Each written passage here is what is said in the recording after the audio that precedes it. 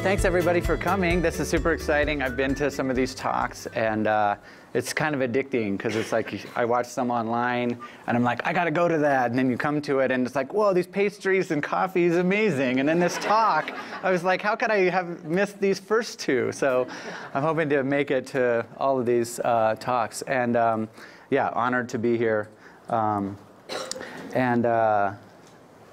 Yeah, like RJ said, if you didn't know who I was, like, I'm that guy who was all over the Westward. Now everyone's going to be stealing my haircut because it's like it's all famous now. So, Creative Mornings, you know, if you haven't been, people, super creative, cool people come and they talk kind of about like what they do and like how they're inspired and stuff. So it's you know, it's a really cool way to learn about what somebody does in town or their inspirations. And don't worry, like I will get to that. I will talk about myself like a lot. But the first thing I want to do is talk about you all folks. I really like meeting people. I like learning about, you know, what people are all about. And so I got to come up with the phrase for the name tag, hoping that people could like learn something about each other that they didn't know, you know. So, like I've already learned a bunch of cool stuff. I learned one friend is a unicorn. I didn't know that, so that was cool. Somebody has an identical twin. That's really cool. I learned that somebody loves Peter Pan. That's awesome too.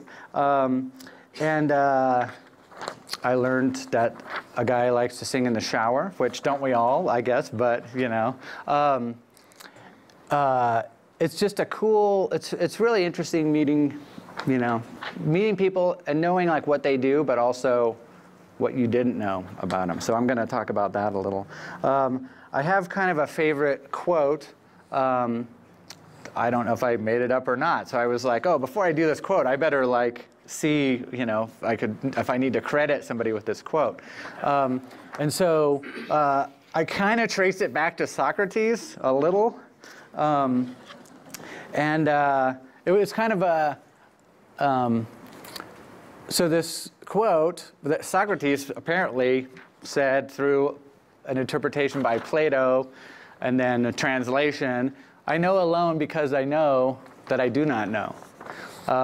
It has kind of morphed through translations and throughout the years. The more you learn, the more you realize how little you know.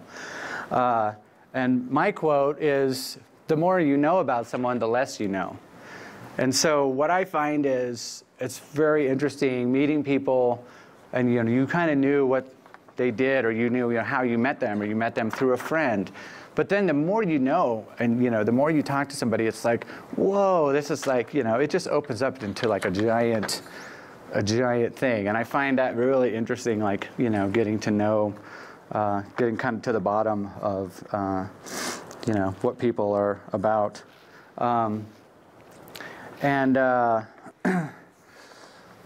One thing that is, when I say, you know, like, oh, I want to know about somebody, like, you know, something different about them than what I already knew, it's not really trying to figure them out. Like, if you think of, like, people, I don't know if people are familiar with chaos theory, but I'm not going to go into any math or anything here. But it really has to do with, like, a highly deterministic system with sensitive dependence on initial conditions. So, in other words, something that's very, very, very complex, but it was generated from some equation, some like recursive thing that like every time the equation resets, it adds something.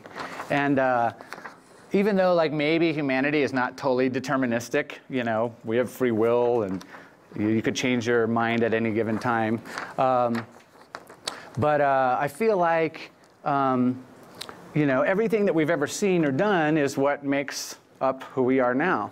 And so like learning something else about somebody is really, you know, you're kind of looking into that equation.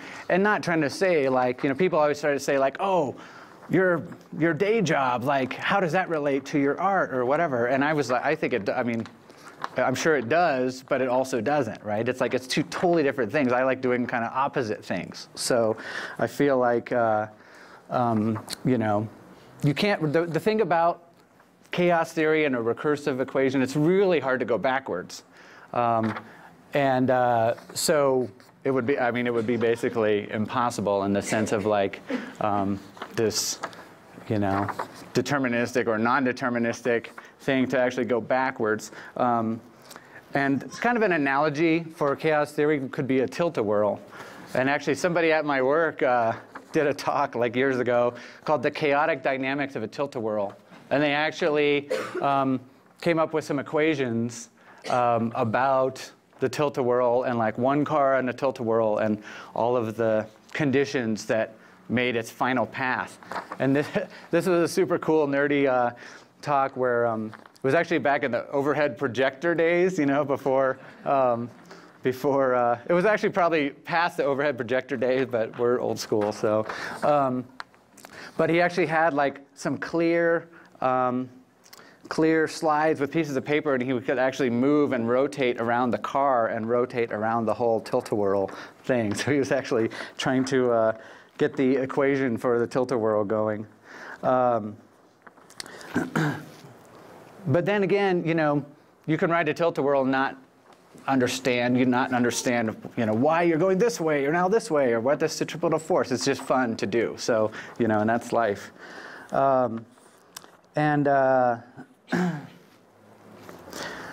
So here's an example I want to talk about. So what I mean by like knowing something about someone you didn't know. So Rick Griffith, you might know him from around town. He's sitting over here. You know, I knew of him for a while. I've met him several times. I know what he does for work. You know, I've seen him around town. I've seen, you know, it's like, wow, this guy's really cool. It's awesome. But then there was one specific time where we actually like sat down and had a conversation. And it was like, it wasn't about anything that either of us may have known about each other. It was, you know, it was about like a mutual interest in a band in like the 90s. And, you know, I found out that Rick toured with this band, like came with them across the country, and like, I was like, wow, that is so cool. That's like, you know, I wish I did that, you know, and it was like, it was something really cool that it's this exchange about, you know, somebody who you think you know something about. And I was like, that threw me like way off. Like that was a huge curveball. I was like, that's awesome. It's like, wow, that's, you know, how many more things are there like that? You know, I want to know. I want to know what else is there. So I think what kind of what I'm getting at with all this is that, you know, creative people do awesome stuff, right? And if someone knows you for being a painter or a video artist or, you know, a barista, whatever you do, I've found it really valuable in my life to talk about other stuff. You know, it's like someone's asking me about my band or whatever, and it's like I'll talk all day about that. I'll answer any questions anyone asks, you know, about anything. But I always try to switch it up and like, oh, but I do this, or, you know, like I kind of add something else in to the mix because people are really light up when they're like, whoa, I didn't know you did that or that, you know. So it's cool, like people know me for different things, right? Like I've been around Denver, I'm a Denver native, right? So I've been around here forever. So like someone knows me for one thing and then they, you know, in talking, they're like, oh, you're that guy, or oh, you did this thing, like that's cool, or, you know, or I'll run into somebody somewhere and they're like, oh, I didn't know you liked this, you know. I feel like that kind of discovery of like finding out something you didn't know is really cool and powerful. So I think it's just a kind of a useful thing about getting to know people better is like talking about yourself, you know, changing the conversation to, you know, be something else that you weren't, you know, that they didn't know, as opposed to just more about, you know, what they did know already. So what do people know about me? That's a good question. So there's some people here that have known me for a long time, but I was like, I'm going to have to share some stuff about myself, and not like secrets, like, oh, I do that, but just like stuff that I've done or stuff I've been involved in that, you know, that someone didn't know. So I'm kind of gonna, now's where I'm talking about myself for the rest of the time. So I'm just going to talk about some stuff I've been involved in and hopefully, you know, inspire people. But I collect lots of stuff. I save everything almost, so I could be considered a hoarder. I don't think I am, but I collect almost everything. Anything I find cool, you know. I don't collect plastic spoons, but I collect metal spoons with Hello Kitty on them, you know. This is my fawn collection. I collect pretty much anything with a fawn on it. I have like hundreds and hundreds of Barbies and other dolls. Pee-wee's Playhouse. Does anyone recognize this? Cherry. Cherry, yeah. I have lots of Pee-wee's Playhouse stuff. And there was an art exhibition at the lab at Belmar, which was super cool. They're like, hey, we want to do an art exhibition of all your collections. I was like, whoa, that's awesome, because no one's seeing it in my garage or like in my storage space. Like, it's totally great. So there was over 8,000 objects in this art show. And they were piled, they were kind of categorized, you know, and different, you know, there's like the velvet paintings and the thrift store art and clowns. There was like a whole wall of just all clown stuff. So, but the idea was like people were like, we want to get to the bottom. The name of the art show was The Astounding Problem of Andrew Novick. And it's like, we wanted to get to the bottom, like, what do you collect or what don't you collect? And so it was a really interesting, but they also showed it as, there was this wall of like stuff, and then there was these bins in the middle, because I was like, I like interactive, you know, an art show, people are like, oh, I don't want to touch anything or whatever, and you're not supposed to, right? But we had these bins in the middle, but you could like leaf through like my menu collection and my ID cards and all this stuff, and you could just like touch things and like look at stuff and steal things, and some people even, there was more stuff, you know, I found stuff, I was like, wait a second, someone left this here, so. And people are like, did you get that thing I left in your thing? And I actually did find some stuff. So, but then on the opposite wall from here, there was photos only of about 4,000 things, like, you know, a little bit bigger than postage stamp size photos of all of these same things. So it was a different way of looking at it. And then on a third wall, there was text descriptions. So you could actually just read this text and like, oh, wait, I'm kind of getting a better picture now. Like, he's got like all this Patty Duke albums and Patty Duke game and whatever. Like, you know, you could kind of draw some other conclusions by seeing the collection in different ways. So it was a really cool way of seeing a collection. And with this many things, it's kind of random what you're going to see. And people came back multiple times. It was the biggest art show they'd ever had at the lab, which has now kind of gotten absorbed. Adam Lerner, the MCA, is doing awesome stuff over there. So. Yeah, so collector, hoarder. And then this is some food stuff. I'm not a trained whatever chef, anything, but I love food. I love kind of creating weird stuff. We did this thing called surgery dinner. It's a 13-course meal of all medical-themed food. No, I didn't want to put food in quotes. That wasn't right. Just medical-themed food. So this was fluorescent dyed pasta with black beans and edamame skewered through it, served on a breadstick under black light. It was like, and all the people, they're wearing masks. We're all surgeons and nurses. We had a gurney. We rolled someone out on a gurney. That was like, we did what we called skin graft, where we grafted this skin, which was injera, the Ethiopian bread, and we like rolled up carrots and little smokies and stuff, so you're eating the skin.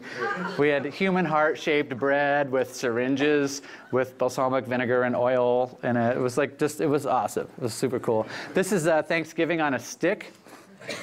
Wanted to create like an entirely deep-fried Thanksgiving dinner, so we had like all the elements of turkey, mashed potatoes, cranberry, all made into a ball and deep fried. That was really good. Stuffing bread pudding for dessert. We had deep fried balls of pumpkin pie, green bean casserole. It was like the whole meal on the stick. It was awesome.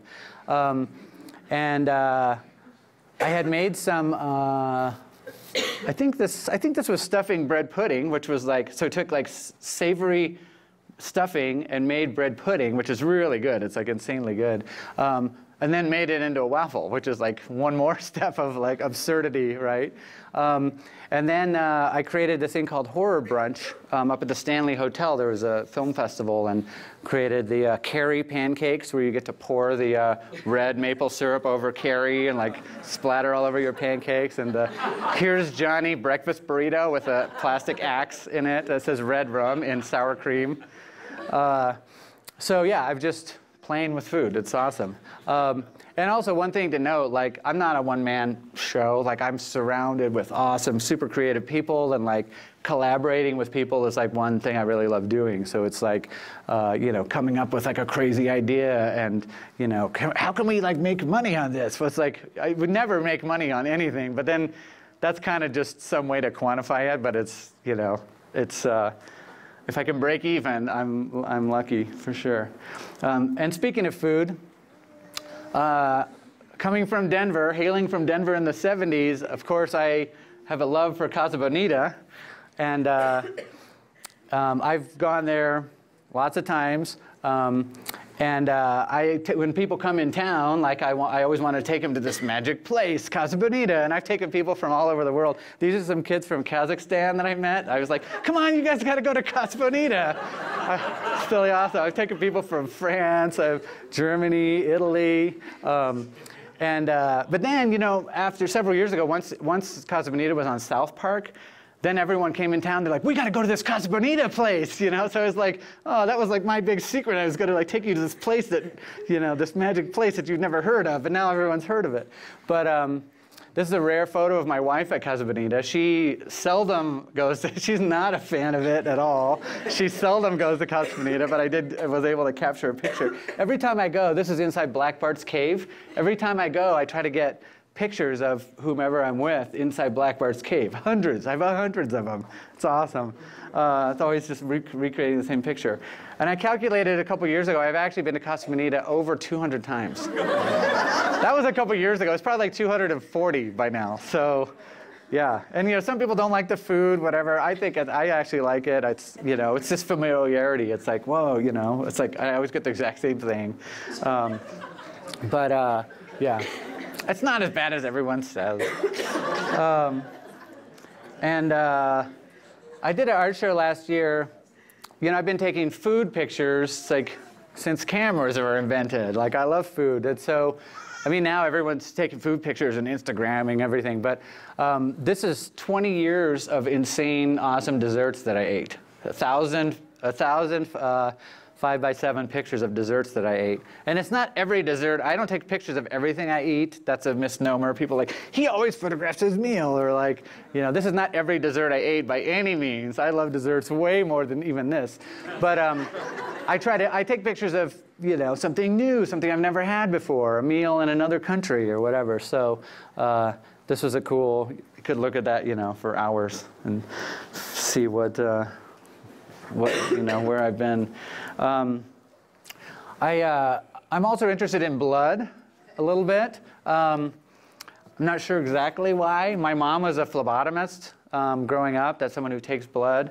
I'm not super into any other bodily fluids. I'm not like a super sicko, whatever. Like we were having some nurse talk earlier today. It's like all that nurse talk. I don't know. My wife's a nurse, but actually, I met my wife at a blood drive. She was taking my blood, so maybe that says even more.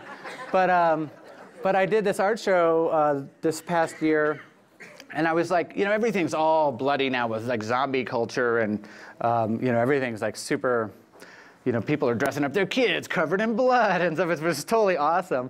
But I was like, what? You know, is there anything? What can you do after that, right? Like, I want to do you know, I'm doing an art show at a tattoo shop. I want to do something cool, kind of edgy, whatever. But it's like, you know, I could put pictures of zombies all day, right? I have tons of pictures of people with zombies. But so I actually did an art show all with human blood.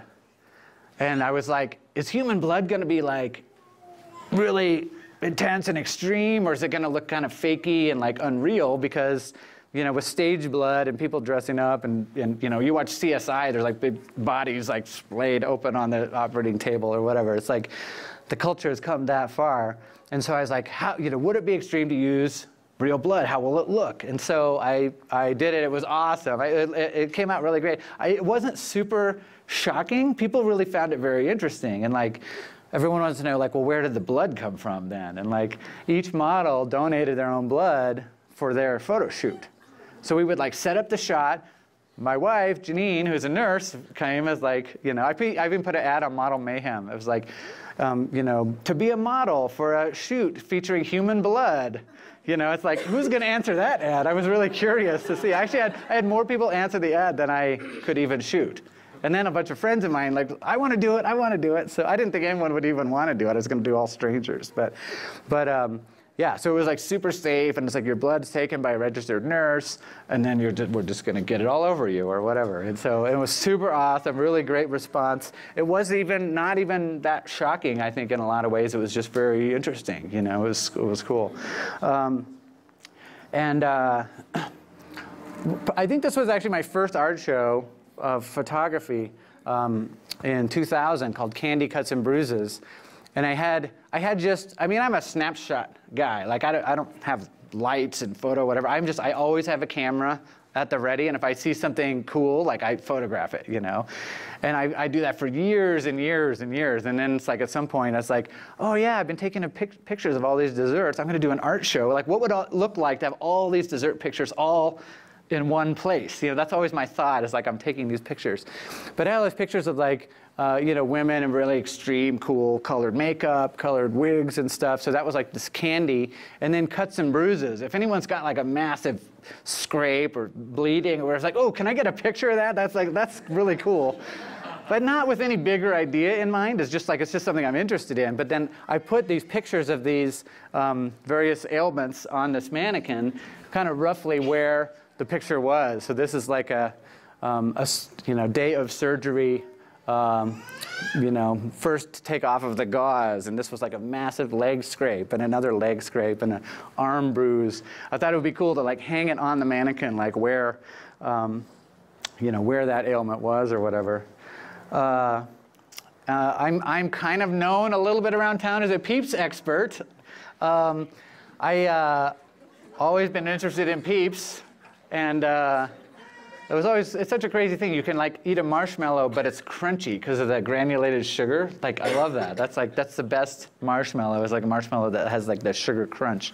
So for years and years, it was like one year we did this Easter barbecue, and I'm big into barbecues, and did an Easter barbecue, and you know, I'm shopping for the stuff for the barbecue, and I'm gonna make s'mores, and I was like, oh, look at these Peeps. Like, we could make Peeps s'mores. This would be awesome. So that was just called Easter barbecue. But every year since then, it's called Peeps BQ. And we have a diorama contest. It's all about Peeps, and we do crazy stuff with Peeps, and of course Peeps s'mores. But then I got called out to be an expert witness at a trial involving Peeps. So I was like, yes, I am an expert about Peeps. What would you like to know? So yeah, this woman got kicked out of her apartment because she hung like Peeps on her door. It was in Boulder. And you know, the landlord said it was trash. She was hanging trash, and you can't leave trash in a public space and all this stuff. So it was, you have to look it up online. I got to keep moving. I know I'm going to be running late here. But I'm also an untrained colorist. You know, I know lots of gals who really want like either really white hair, and like hairstylists never want to do hair super white because it's going to fry your hair or whatever. But like, I'm okay with, you know, if you're okay with frying your hair, I'm okay with it. So I do a lot of bleaching of friends' hair, try to make it as white as possible. I do crazy colors. Never trained in that, but just, you know, I'm the go-to person. We talked about my haircut before. I've had basically this haircut for like 20 years or more. It's morphed around a little. But I've also got this haircut all over the world. So like whenever I'm going like on a trip, I was like, oh, I gotta like not cut my hair. I'm gonna get my hair cut in Thailand and like China, and like the language barrier of trying to be like, no, like, no cut, you know, like try to figure out. And in China, so I got a haircut in China with like a 20-minute shampoo and head massage. Sold already, right? Like, I don't even need the haircut. This is amazing. And then 3 people did the haircut. There was like the main haircutting guy, there was another person like holding the pieces as the guy's like going around them, and then like a third, like a 9-year-old kid holding the cord, which is like swinging and like coming in and out of the wall and like turning the clippers on and off. So like one kid's just like holding the cord. I was like, this is $7 for this insane shampoo and 3-person haircut. This is amazing. RJ talked about my band, and this was, you know, late 80s. We started a band. We were in Boulder, just hating everything in Boulder. And we started this hate band about all sorts of things we hated, and it was awesome. And you know, it was like just a really obnoxious, noisy. But then it kind of started catching on, and then we put out some singles, we put out albums, and got on a record label, toured, ended up being like, you know, by the time we quit in '92, it was really like one of the bigger, or, you know, biggest band in Denver that didn't actually move out of Denver. Usually, like when bands get big, then they move out of somewhere, you know, or they're in like more recent times, bands are really big and then they move here and then they're from here. It's like, wait, no, you guys just moved here like a year ago. You're not from Denver. So yeah, banned from CU campus. We had a big media scandal, got kicked, you know, like not written about by any of the papers. But then as we kept going and like selling more and like, you know, selling out the Gothic Theater and stuff. And then we were winning awards for like best music video, best band merchandising. And then we played again in 2010 and like sold out 2 nights at the Gothic Theater, and it was like, whoa, we're bigger than we ever have been somehow, you know? Because a lot of people found out about us after we quit, so. But I was also in a band called Scramblehead. It was a Charles Manson cover band. We played all Charles Manson songs. So I don't know if you've heard those. They were real folky, cool, really cool. Actually, you know, they weren't about like murdering and stuff. They were, you know, before all that, just about like living in a society that you don't agree with, and in a society where you just want to be left alone. And, you know, it was like very interesting. But of course, we played up a lot of the imagery and stuff, and it was very aggro and angry. The Charles Manson songs are just folky, you know, folk songs. But yeah, that was a really fun project. I was crowned as the Bubblegum King in 1993. This woman, who is a self-proclaimed bubblegum queen, wanted to find her king, and she had this essay contest about if there were several questions, but like, what kind of sundae would you make me if you were to have me over for ice cream or whatever? Like, so I wrote an essay for this essay contest, and I won, and I got to go. And her whole thing was she's trying to get bubblegum music back, you know, that 60s pop bubblegum music back kind of into the modern vernacular. So that was cool. She made me a bubblegum crown and scepter. So I don't always look like this. Sometimes my wife says I'm a chameleon, because I was like, she's like, you actually look like Charles Manson. Like, well, how did you do that? And then like I dressed up as Gilligan once. I don't think I really look like Olivia Newton-John, but I did this Olivia Newton-John impersonation sing-along act. I was Jaws from James Bond. I do this thing around town called Get Your Going, where I sing along with obscure records. Notice I invoked the bubblegum crown. Well, it's got donuts on it. Yeah, I just dress up in crazy outfits and sing along with obscure records. And my goal is I just really want people to hear these obscure records, you know, like, but if you DJ at like a bar, everyone is just talking and like they don't really listening. And it's like, I want you to listen, but if you perform it, then people like listen and watch, and it's like, then they got to hear all my favorite songs. So, and see my insane homemade outfits. And then I also do getyourgoing.ppt, which is PowerPoint. I just do PowerPoints about weird stuff as like an opening band at a show. So it's like, you know, I'm not in a band right now, but I still get to be like an opening band, you know. I was like doing weird PowerPoints. For ID pictures, like, so I always have my same look for pictures, because like I hate like a fake smile, so I always just give my like goofball like look. Except for IDs, I always try to look really serious. Because I always think like people's passports, like I always look like a criminal. Like I want to invoke that in ID pictures. So I'm trying to look like a criminal just for ID pictures. I love the Carpenters. That's something. I had a bikini tan in 1997. I came up with this idea. I was like, a man with a bikini tan would be really disturbing. Like, wouldn't it? And I was trying to get like my friend to do it, and I was like, you got to do this. This would be awesome. And like he wouldn't do it, and I was like, if you don't do it, like I'm gonna have to do it. I started talking about like, if no one else does this, I'm gonna do it. So I did it. It was very disturbing. Well, and it was also very disturbing that like how burned I got, you know, because it's like, I'm gonna go out all day in a bikini, and like, it's like, oh, you can't really do that. You get like just totally fried, so my white skin. So one thing that people learn about me that they find very interesting is my day job, because I don't really talk about it that much. It's just like a whole different life.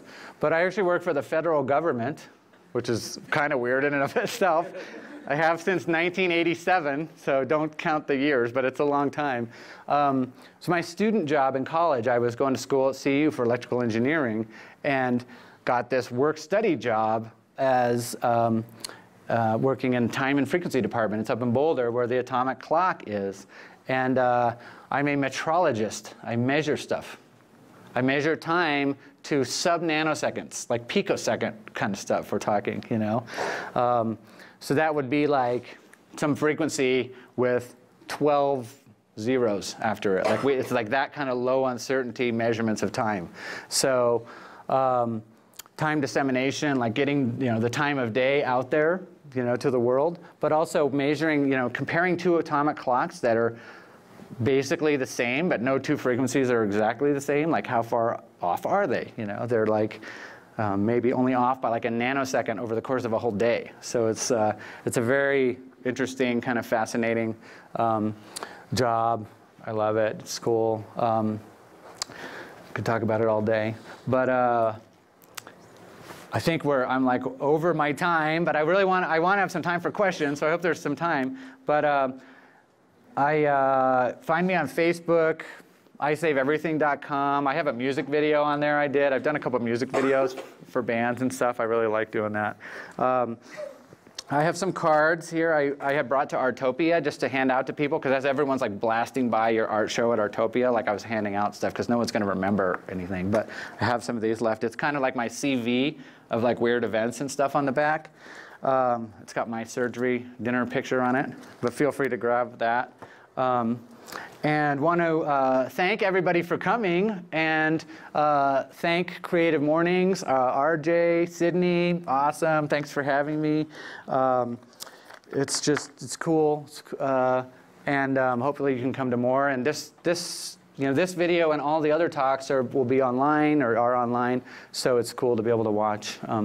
And Rick Griffith, who you saw earlier, is doing his like in December, right? So I'm sure he's getting ready for that right now. Yeah, thanks to Huckleberry Coffee, Babette's, Conversant, super cool space, Slice of Lime, awesome. So yeah, thanks again, awesome.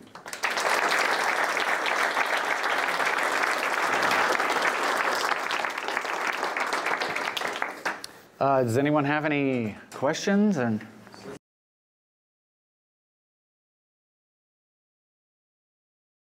Chicken deluxe. It's the all-you-can-eat. You get chicken taco, chicken enchiladas, 2 cheese enchiladas, which is really my favorite. They do have there's one new thing on the menu at Casa Bonita in the last 20 years, which is a chile relleno, which I have got that a few times.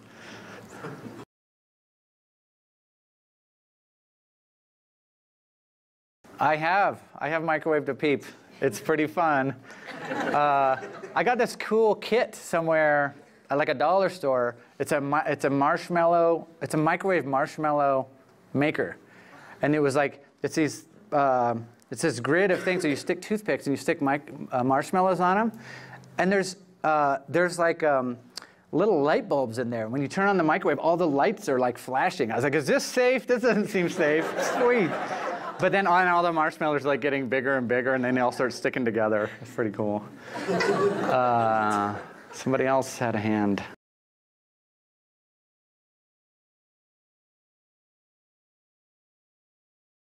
You know, I think it's just it's almost this, not even together, it's just opposites. You know, like I grew up like taking apart stuff and building electronics, and I went to engineering school. But it was also like, while I was in engineering school, I'm in this touring band, right? And it was like, well, if this engineering thing doesn't work out, I always have this band to fall back on, you know? So it's like, it's just kind of opposites. And I feel like that's what's kind of cool. Like, you know, people are like, how does your day job really relate to this art you're doing? And I was like, I don't think it does at all. I mean, in the bigger picture, sure it does. It's something I do. But it's almost, it's like, it's the differences, not the similarities.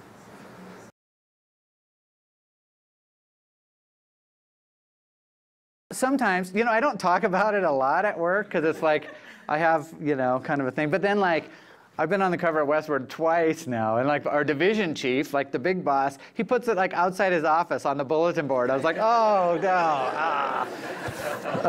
But then, you know, we just had a Nobel Prize winner in physics last year, Dave Wineland, and I posted this on Facebook. I was like, I'm like at the microwave heating up my coffee, and Dave Wineland comes up. He's like, oh, I saw you on that magazine. I was like, ah, cool. I was like, yeah, I'm pretty famous. He's like, you know, Nobel Prize winner. I was like, and he's like, yeah, you are. That's like, that was the coolest thing. I was like, that's hilarious. That's hilarious. So yeah, those worlds do collide every so often, and not that much. Several people from work actually came to my big collections show. That was kind of a safer one. Well, not really. I mean, there's like big collections of satanic like statues and Charles Manson books and stuff. So, but I don't know. Yeah, sometimes those worlds collide. Any questions over here? Anybody? RJ.